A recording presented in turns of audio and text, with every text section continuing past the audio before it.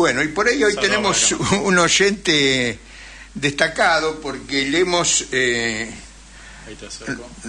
robado en el buen sentido de la palabra un texto al periodista Lido Egisto Iacomini. Le avisamos a último momento, pero puso pulgar para... No, la B de la victoria para arriba, así que está de acuerdo que le copiemos. Perfecto. Vamos con el editorial.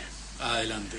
Nos faltó saludar a mí por lo menos, Dayana Álvarez en los controles Ahí y la estamos bien. musicalización. No, tenemos que andar bien con Dayana, después no nos abre la puerta. Se complica. Bien, dice así el editorial de hoy. Además de hambre, el maligno nos trae guerra. Además de hambre, que es cierto, ya no es una consigna de agitación, No, es una realidad triste. el maligno, o sea, Ya sabemos a quién hablamos. nos trae guerra, y no es tampoco en joda, nos alineó, y ahí es lo que va a explicar Lido Iacomini. La actual escalada militar israelí en Medio Oriente tiene como punto principal la matanza genocidio del pueblo palestino en la franja de Gaza, que supera los 33.545 desde el 7 de octubre, en la que casi la mitad son niños. En lo que va del año, de 30 ataques contra Siria, en lo que va del año, luego de 30 ataques contra Siria, el lunes 1 de abril Israel bombardeó la embajada de la República de Irán en Damasco, Siria. Como resultado del bombardeo con misiles mataron a por lo menos 11 personas, entre ellas el general de brigada Mohammad Reza Saedi, uno de los altos mandos de la Guardia Republicana Islámica. El sábado 13, Irán concretó su respuesta a Israel por la agresión a su consulado en Damasco. Decenas de drones no tripulados y, al parecer, misiles alcanzaron objetivos en los territorios ocupados.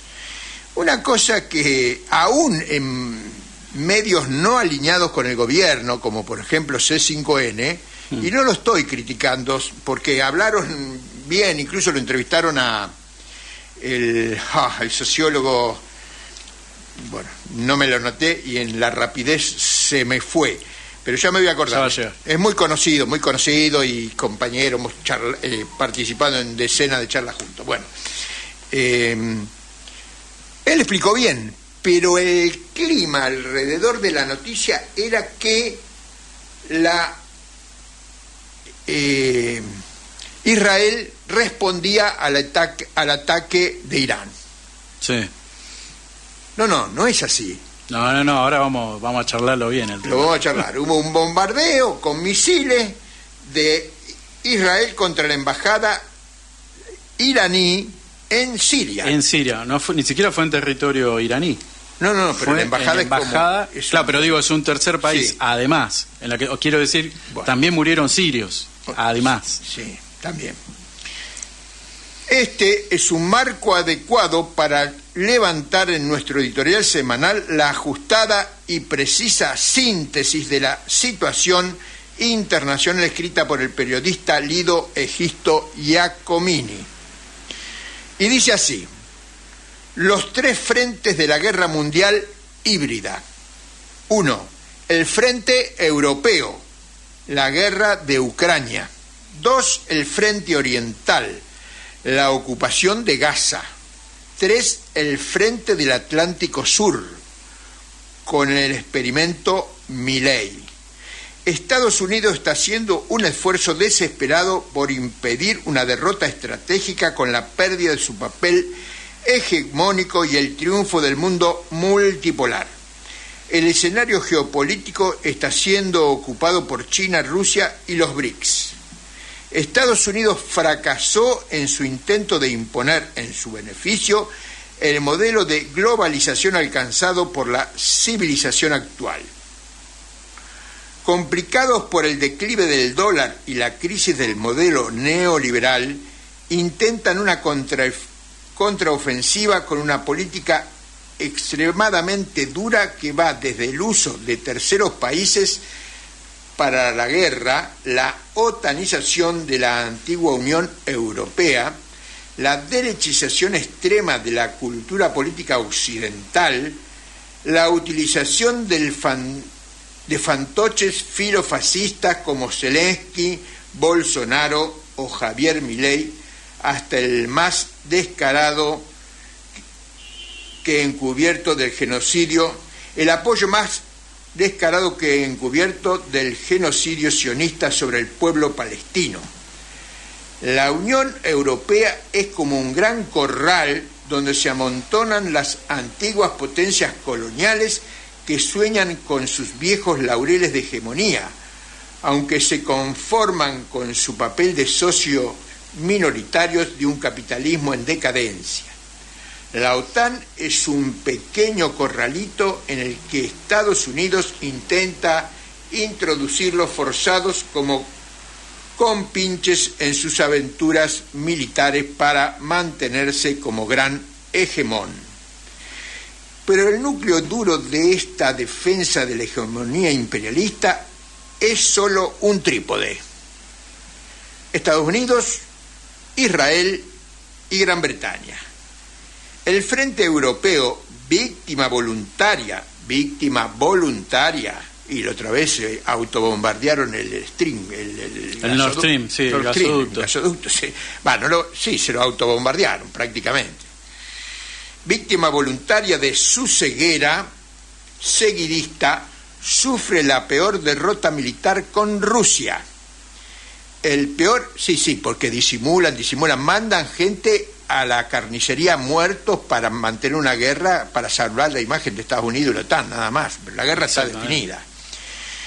El peor escenario económico con el fortalecimiento económico ruso, el detenimiento de la locomotora industrial alemana, el triunfo electoral de Putin. Sin embargo, los norteamericanos obtuvieron algunos importantes logros al subordinar a Suecia y Finlandia a la OTAN, es decir, a la guerra contra la demonizada Rusia, y sobre todo ralentizar la marcha china en pos de la franja y la ruta de la seda en su tramo europeo. El frente oriental está complicado porque la brutalidad de Netanyahu no solo los ha aislado en cuanto a organismos internacionales existe, empezando por la inoperante ONU, sino que ha provocado una ola de protestas anti-israelíes en todo el globo, algunas de magnitud inédita. Lo peor es que el esfuerzo de Netanyahu, vaya a saber cómo se pronuncia este... Creo que es Netanyahu, si mal no recuerdo, pero algo así. No ando tan errado. No, por ahí ando. Netanyahu. De confundir sionismo con judaísmo, amenaza con desarrollar una nueva ola de antisemitismo que el humanismo judío, hoy en decadencia, había superado.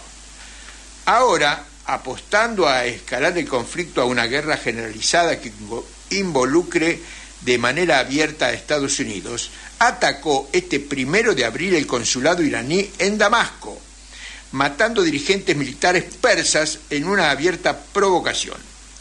Aunque demorada, llegó la respuesta iraní, acompañada de una declaración firme, pero que no deja las puertas cerradas a una negociación.